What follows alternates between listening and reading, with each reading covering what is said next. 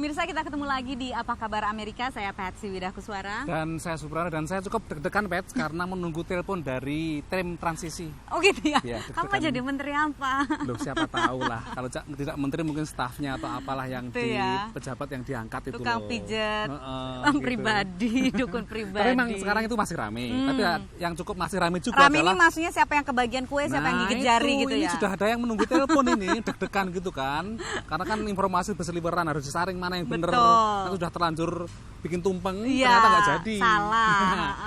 Kalau ngomong masalah itu memang sedang lagi berlangsung ramai, tapi juga masih ada isu yang masih ramai juga dan kontroversial adalah masalah RUU Pilkada. Iya.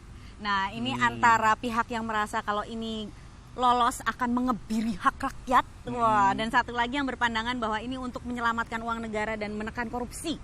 Argumentasinya seperti itu. Pilkada tidak langsung dan langsung ya. Nah, kalau di Amerika Serikat ini unik pemirsa, karena hampir semua di semua level pemilihan langsung, kecuali justru di tingkat presiden yang tidak langsung. Karena ada namanya electoral college ya. Sebenarnya pemilih itu memilih electoral college ini meskipun dalam kenyataannya mereka memilih gambar calon presiden jadi dan wakil. Jadi kalau misalnya masuk gitu ke TPS itu tetap pilihannya antara Barack Obama atau Mitt Romney atau John McCain gitu kan misalnya. Cuman kenyataannya ada satu lembaga yang namanya Electoral College yang biasanya memang memilih sesuai dengan popular vote, kecuali ada beberapa pengecualian seperti pada saat antara Al Gore dan George Bush, di mana yang menang suara populer itu adalah Al Gore, tapi yang jadi presiden adalah George Bush karena dialah yang mendapat suara elektoral terbanyak.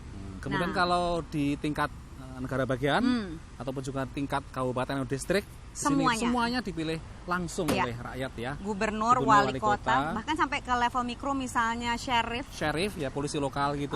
Kemudian anggota dewan kota, kemudian dewan sekolah dan sebagainya, itu memang pemilihan dilakukan secara langsung. Dan jangan lupa juga karena Amerika Serikat ini negara federal, jadi antara satu negara bagian dengan yang lain itu peraturan pemilunya beda. Jadi tidak ada undang-undang pemilu yang terpusat seperti di Indonesia yang berlaku nasional, tidak ada ya. Ya, misalnya saya sebagai warga Maryland kalau mau nyoblos itu aturannya beda dengan Supri sebagai warga Virginia. Betul. Baik itu misalnya ketentuan siapa yang boleh nyoblos, kapan boleh nyoblos, caranya mencoblos bagaimana. Ada yang misalkan di negara Maryland mungkin menggunakan touchscreen, tapi di negara yang lain mungkin masih ada yang menggunakan tradisional dengan mencoblos misalnya. Ya, mekanismenya lain-lain. Dan untuk menjawab argumentasi apakah nggak mahal ya itu begitu banyak pilihan, begitu banyak pemilu yang harus dilakukan, ini biasanya dirapel ya. Biasanya dilakukan bersamaan dengan pada saat pemilu presiden dan pada saat midterm election atau pemilu sela untuk memilih anggota Kongres. Jadi biasanya kalau warga negara Amerika Serikat itu pergi ke TPS langsung nyoblosnya banyak.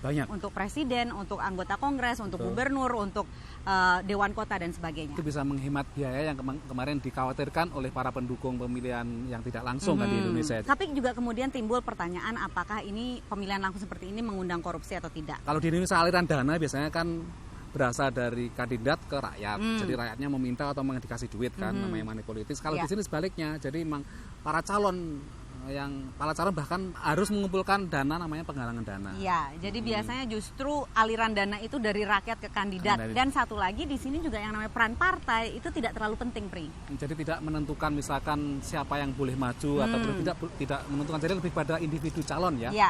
Jadi misalnya saya nih mau menjadi kandidat, saya maju dulu baru nanti menentukan saya mau ikut partai ini atau partai ini atau sebagai calon independen. Dan biasanya partai hanya mengikuti, artinya biasanya dia memilih partai kandidat yang mempunyai basis massa yang mungkin cukup besar. Jadi akan disetujui oleh partai gitu ya. Selain itu ideologinya juga ya, ideologinya tentunya harus sesuai dengan partai. Yang satu dipertimbangkan juga oleh partai mungkin kemampuan calon itu menggalang dana kan, itu karena sangat penting di sini karena harus karena itulah yang kira-kira bisa menang kan, karena di sini ada gium siapa yang bisa mengumpulkan atau menggalang dana lebih banyak, biasanya lebih menang. Statistik mengatakan begitu. Betul. Ya tentunya banyak persamaan dan perbedaan antara pengalaman Indonesia dan Amerika Serikat, dan mudah-mudahan perbandingan ini membawa manfaat bagi Anda. Untuk sementara ini kami pamit dulu, saya Patsy Widakuswara. Dan saya Supriyono. Sampai jumpa.